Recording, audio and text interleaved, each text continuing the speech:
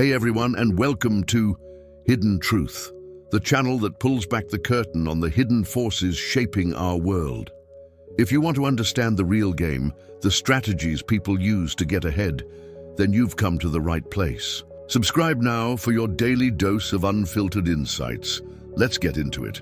Today, we're diving into a powerful idea from one of history's sharpest minds, Machiavelli. It might sound intense, but the truth is, even when it comes to feelings, we need a certain kind of coldness to truly win. People often say emotions make us human, that we should always listen to our hearts and express everything we feel. But Machiavelli saw things differently. He understood a harsh truth most people never learn. The more you openly feel, the more others can control you. Feelings make you predictable. They give away your position. An uncontrolled sensitivity is like a leash around your neck that anyone can pull. If you love someone too loudly, they might use it. If you care too openly, they'll test your limits. If you show your fear too easily, they'll exploit it. And if you react fast, they win fast. That's why Machiavelli didn't just master politics, he mastered himself. Because no strategy matters if your emotions can be taken over at any moment. From birth, we're taught that being open means being honest, that feeling deeply means being true, that vulnerability means strength. Yet, every time you let your emotions take over, someone probably used it against you. Maybe you forgave too quickly, or you overreacted and looked unstable. You chased after answers that never came. You confessed something personal, and they remembered it when it was useful to them. That's the real cost. Your feelings didn't set you free. They gave others the key to your cage. Machiavelli didn't live in an age of therapy or constant social media sharing. He lived in courts filled with betrayal, bribes, and bloodshed. He watched friends turn into enemies, allies switch sides, kings fall because they trusted the wrong smile. In that world, you simply couldn't afford to be emotional, not even a little bit. Machiavelli knew that people are driven by two main things: love and fear. To be feared, you must feel less. If you're reactive, your anger is easy to provoke. Your silence is easy to read. Your love is easy to turn into a weapon. You respond before thinking, speak before considering, move before observing. If you depend on feelings, you chase validation, letting others control how you see yourself. You become easy to disarm because people don't need to be smarter than you. They just need to know how to trigger you. Throughout history, the most dangerous individuals shared one key quality. They were completely unaffected by insults, unmoved by affection, and totally unconcerned with what others thought or felt about them. These people weren't cold inside. They were self-contained. And that's exactly what Machiavelli aimed to become. Not a robot, not a monster, but a person who couldn't be swayed by outside forces. Because once you learn to stop reacting emotionally, you start acting strategically.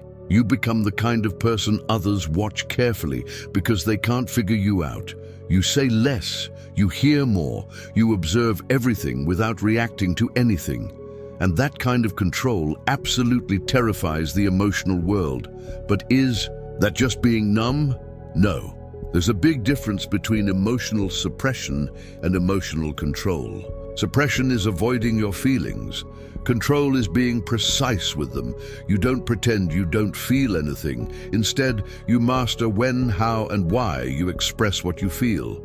If the moment isn't right or strategic, you feel the emotion internally, but you don't show it externally. That's what separates those who win from those who lose. Machiavelli didn't want to be numb, he wanted to be untouchable. So he trained himself for it in his thoughts, his posture, his silence. Because the moment you learn to control your feelings on command, you don't just gain power, you become power itself. Machiavelli wasn't born detached. He was shaped by humiliation, by betrayal, by being used, exiled, and erased by people who once smiled at him. It wasn't just a philosophy that hardened him, it was pure survival. You don't become emotionless from reading books. You become emotionless when letting your emotions take over keeps getting you into trouble. Machiavelli served the Florentine Republic, climbed the ranks, and negotiated with kings, popes, and tyrants. He gave his loyalty to people he believed deserved it. Then they threw him out, imprisoned him, tortured him, and completely forgot about him. His entire political career vanished in days, not because he failed, but because power shifted and loyalty meant nothing. That was his first big lesson. People only love you until you become inconvenient. What would most people do in that situation? Cry, fall apart, beg for their job back, apologize, ask for forgiveness, but not Machiavelli. He watched, he learned, he detached himself. He realized that emotion makes you loyal to people who would betray you the second it serves their own interests. So he decided, if I'm going to suffer, it won't be for love. It will be for strategy. Every betrayal starts with the same thought. I thought they wouldn't. I thought they wouldn't lie. I thought they wouldn't leave. I thought they wouldn't do this to me. That thought comes from trust, and trust comes from emotion. But Machiavelli realized something much colder. People are loyal only until loyalty costs them something. And when the cost gets too high, flip sides. Emotion doesn't prevent betrayal. It blinds you to the warning signs, and he refused to be blind ever again. The real turning point in Machiavelli's transformation wasn't rage. It was clear realization. He wrote The Prince, not out of vengeance, but out of absolute clarity. He didn't complain about how unfair the world was. Instead, he documented exactly how power actually works and how most people aren't strong enough to admit it. You might think you're emotionally intelligent because you feel things deeply.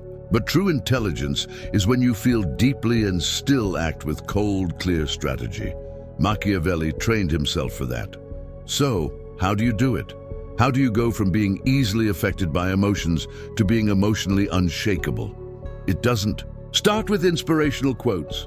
It starts with your own pain. Look at your past. Who used you? Who lied to you? Who disappeared the moment they didn't need you anymore? What did you feel? Shame, grief, anger, confusion. That pain isn't just trauma. It's data. It's your personal training ground. Every betrayal is a message. Stop letting people see what they don't deserve to hold. Every disappointment is a reminder. Your expectations are like emotional hostages. Machiavelli didn't numb himself. He studied the pain until it stopped controlling him. He analyzed human behavior. He rewired his own natural instincts. He turned heartbreak into a skill for recognizing patterns. Now, when someone smiles too fast, praises too quickly, or agrees too eagerly, he doesn't feel warmth. He feels a warning. Because once you truly learn from your pain, you stop walking into the same old traps. You can't build immunity by hiding away. You build it by controlled exposure. Machiavelli didn't isolate himself. He stayed close to power, corruption, and deceit. But instead of letting it affect him emotionally, he began to observe it like a surgeon. He trained his mind to watch, not react, to record, not collapse, to stay still while others spilled all their emotions. And over time, emotion no longer made decisions for him. It became a signal, another layer of information, not something that steered his life. That's what you're building now, not apathy, but emotional freedom, the ability to feel without being controlled by those feelings. Machiavelli didn't want to escape emotion for peace. He did it for power, because once you master your own emotions, you automatically master other people. Why?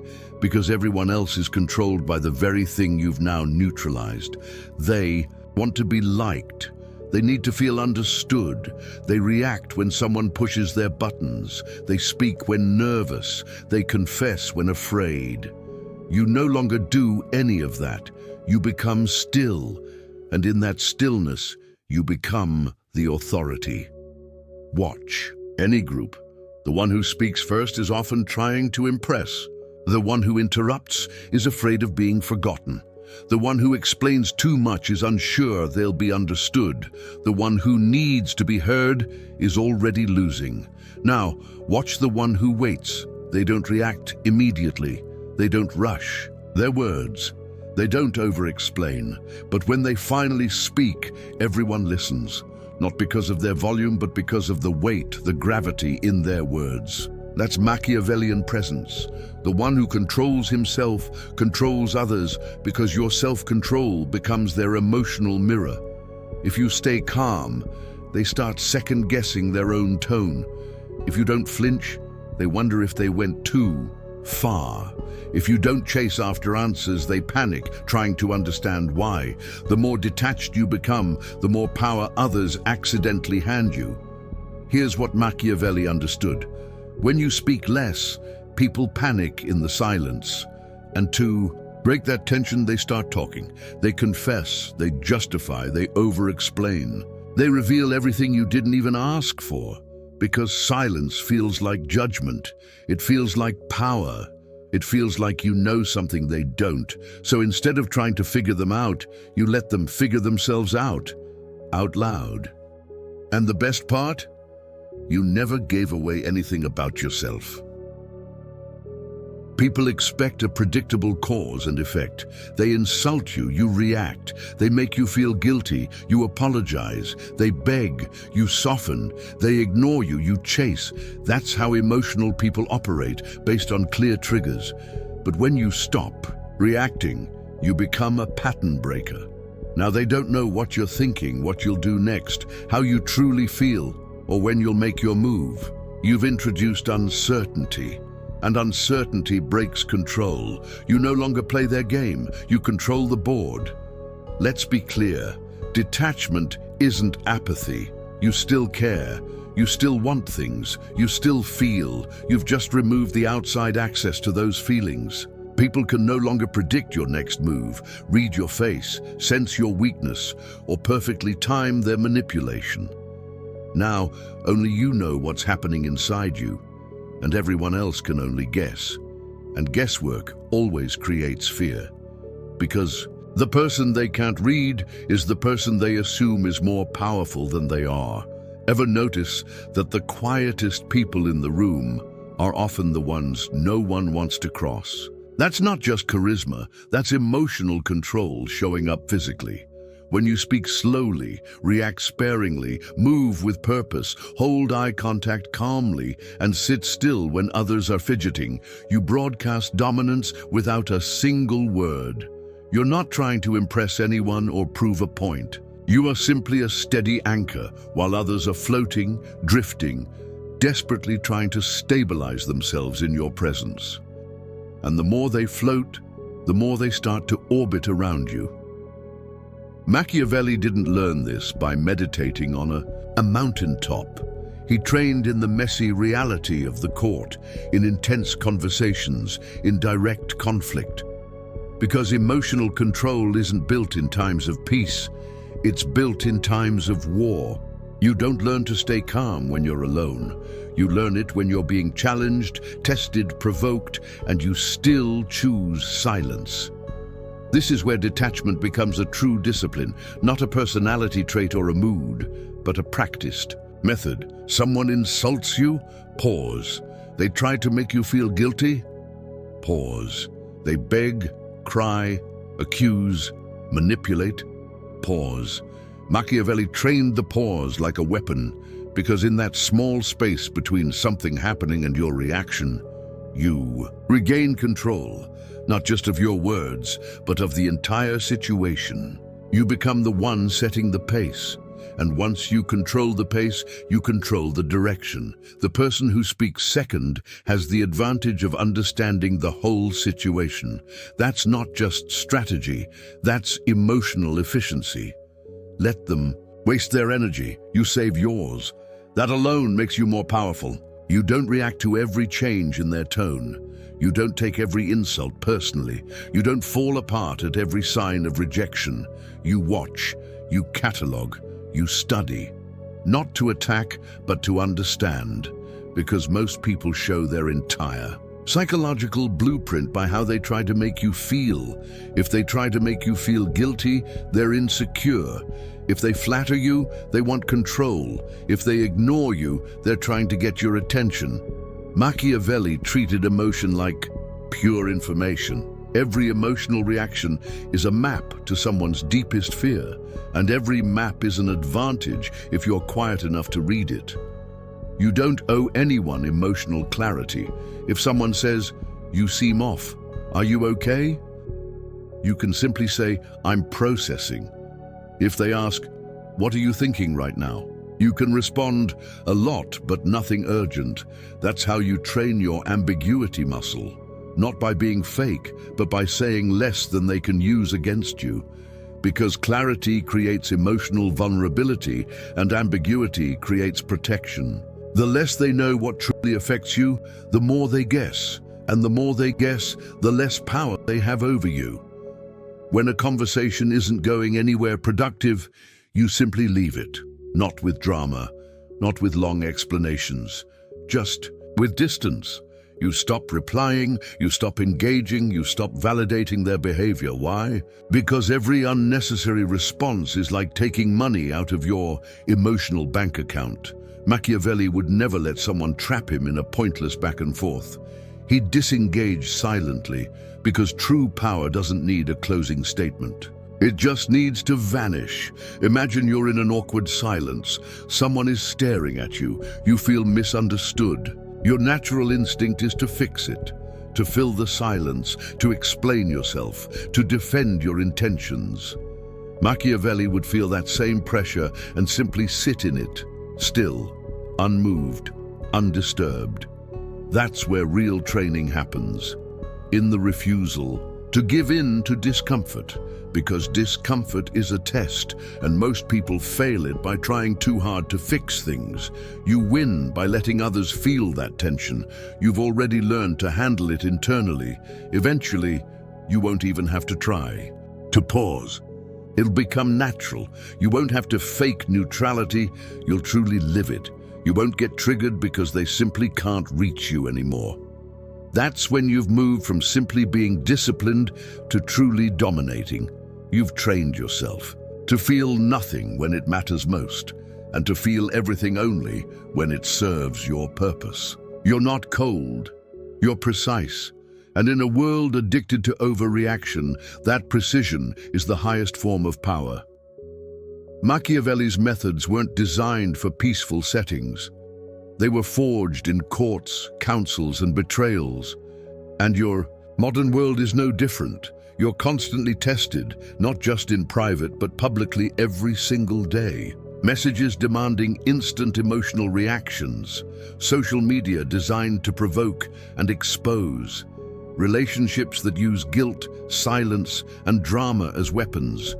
Workplaces built on emotional games instead of actual skill. And in that constant chaos, emotional stillness becomes your ultimate shield, your sharpest sword, your clearest signal. Here's how to apply it with precision and without apology, whether in person or online. Someone says something meant to trigger you. They want your defensiveness, your anger, your emotional outburst. That predictable response gives them control. So what would Machiavelli do? Nothing. He would look, wait, let the silence grow. And that silence would be louder than any scream. Then, if a response is needed at all, something like, "Interesting point," if that's how you see it. "I'll think about that." You give them no fight, no admission of weakness. They leave the conversation, confused, because you didn't play the part they expected. Whether it's a partner, family member, or friend, emotionally reactive people want proof that they've affected you. When you raise your voice, cry, beg, explain, they feel important. They feel in control. They feel like they've won. Machiavelli would stay completely calm. He wouldn't beg to be understood. He wouldn't match their emotional intensity. He wouldn't even say, "You're overreacting." He'd calmly suggest, "We'll revisit this when emotions cool down. I understand you need space. Let's not destroy respect to prove a point." This isn't cold detachment. This is emotional martial arts. You deflect their attacks. You preserve your inner peace. You win without direct conflict. Someone takes a shot at you online, baits you in comments, messages, or indirect posts. The world teaches you to fight back, to defend your name, to clear things up. Machiavelli would never do that. The one who speaks first often looks defensive. The one who speaks last appears decisive. The one who says nothing becomes untouchable. Let them rant, let others watch, because your silence becomes a test for them. To some, you're dignified. To others, mysterious. To your enemies, terrifying. You didn't defend yourself. You simply made them look obsessed. That's true power. You'll meet people who confuse love with control. They'll say things like, "If you don't tell me right now, it means you don't care. Why won't you just be vulnerable? You used to share everything with me." Translation, "I can't control you anymore, and that scares me." Machiavelli would feel no need to explain his silence because his love, like his strategy, was deliberate, not reactive. He wouldn't respond to pressure. He'd respond to patterns. If someone constantly uses emotional manipulation against you, you don't owe them openness, you owe them distance. Emotional stillness teaches others how to treat you, not by what you say, but by your quiet resistance. You don't react, you reposition yourself. And the people who can't respect that simply aren't meant to stay in your life. Your name might be brought up in rooms you're not even in. You might be misjudged, doubted, redefined by rumors. Your instinct might be to speak out, to say, "That's not who I am." But Machiavelli wouldn't fight lies. He'd drown them with results. He'd outperform, outlast, outgrow.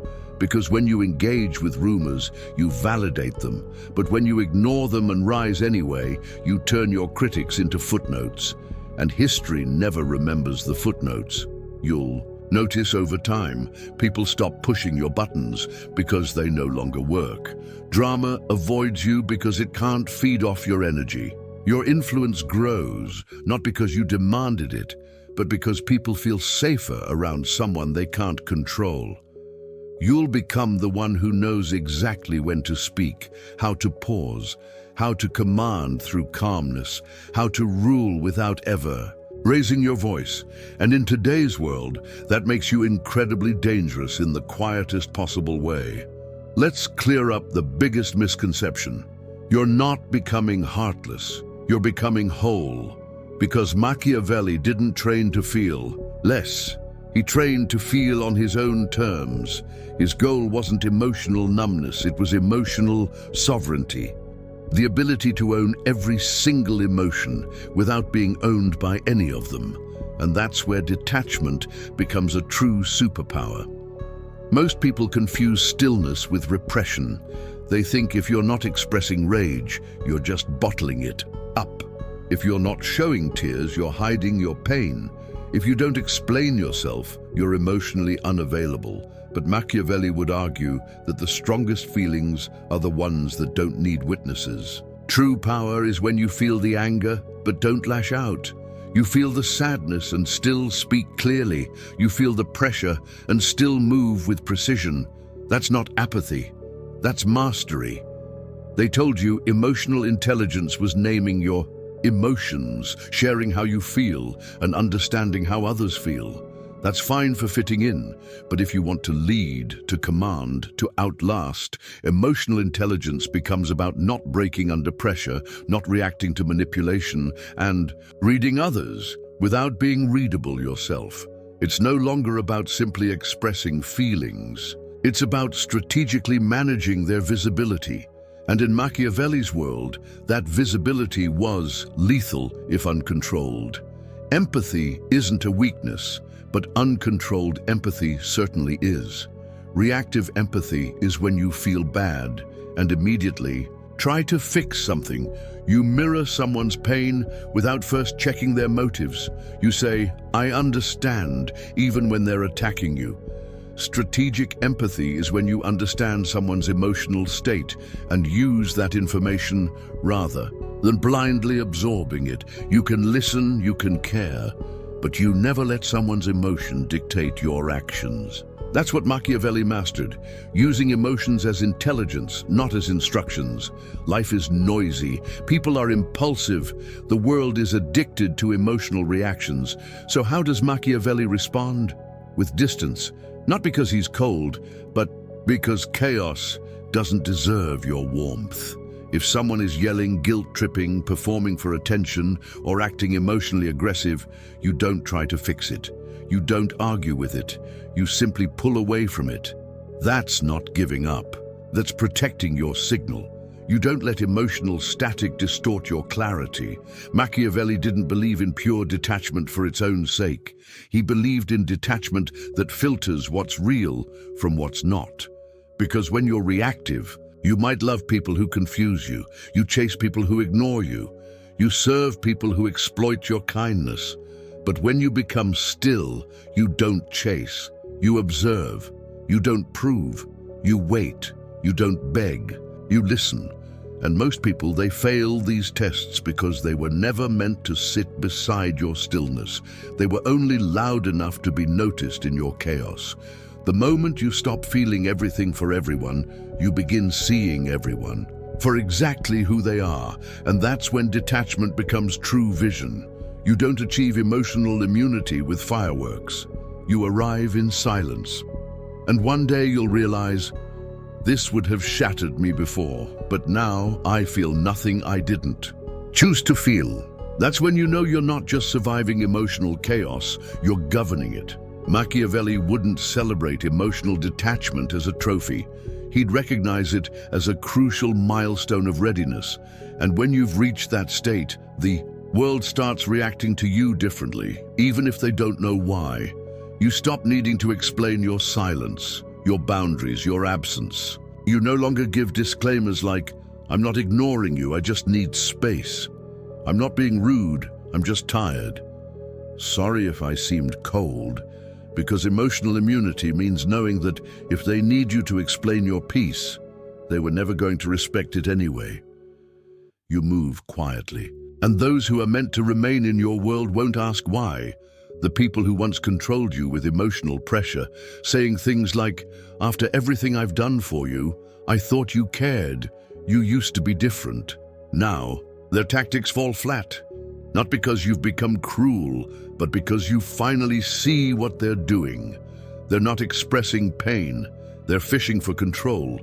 And now you don't bite. You nod, you breathe, you walk away. That's not indifference, that's recognition. You see the game and you choose not to play. You no longer rush to fill silence.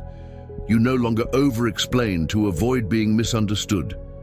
You speak in clean, powerful lines, and that's enough. Why? Because emotional immunity sharpens your language. You can say, I understand. That's not something I tolerate. Let's revisit this later. And people listen because your words carry weight, not just noise. You're no longer talking to be validated.